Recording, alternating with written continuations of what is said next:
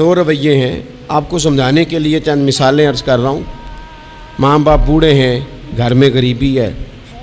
بچہ ڈیوٹی سے آیا ہے، اب ماں باپ اسے کوئی کام کہنا چاہ رہے تھے، دونوں نے منصوبہ بندی کی ہے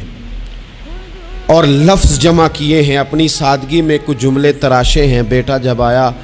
تو بڑے دھیمے لہجے میں کہا پتر ہمیں تیرے وسائل کا بھی پتہ ہے، مسائل کا بھی پتہ ہے، تنخواہ کتنی ہے ہم جانتے ہیں، خرچے کتنے ہم جانتے ہیں،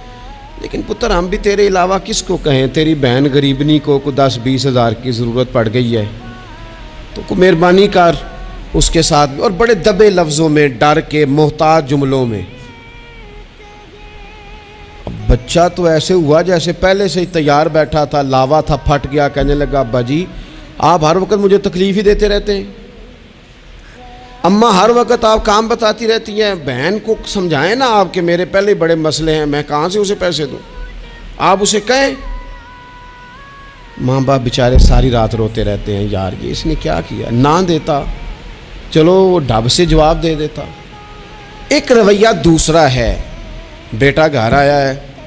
ماں باپ نے بات کی، کہا پتر وہ تیری بہن کو کوئی ضرورت تھی اور ہم تیرے مسائل وسائل دونوں کو جانتے ہیں، دل نہیں کرتا تجھے کہنے کو، لیکن پھر ہم تو اب عمر کے اس حصے میں ہیں کہ مزدوریاں نہیں کر سکتے، تجھے ہی کہنا ہے،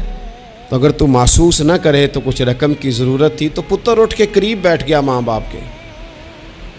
اور اس نے ہاتھ پکڑ کے باپ کا چوم کے کہا ابا جی مجھے آپ ڈر ڈر کے کام نہ بتایا کریں،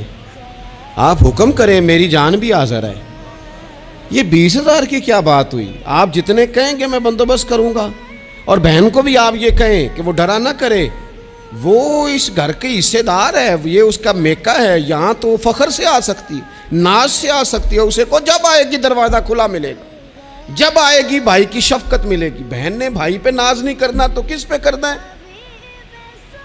روئیں گے اس کے ماں باپ بھی ساری رات ہی، پر دعائیں دیتے روئیں گے، روئیں گے، ان کا بھی تکیہ بھیگ جائے گا، پر ساتھ وہ یہ کہیں گے یا اللہ اس طرح کی اولاد سب کو عطا کرنا، یا اللہ دیکھنا اس بیٹے کو کبھی تیز ہوا نہ لگے۔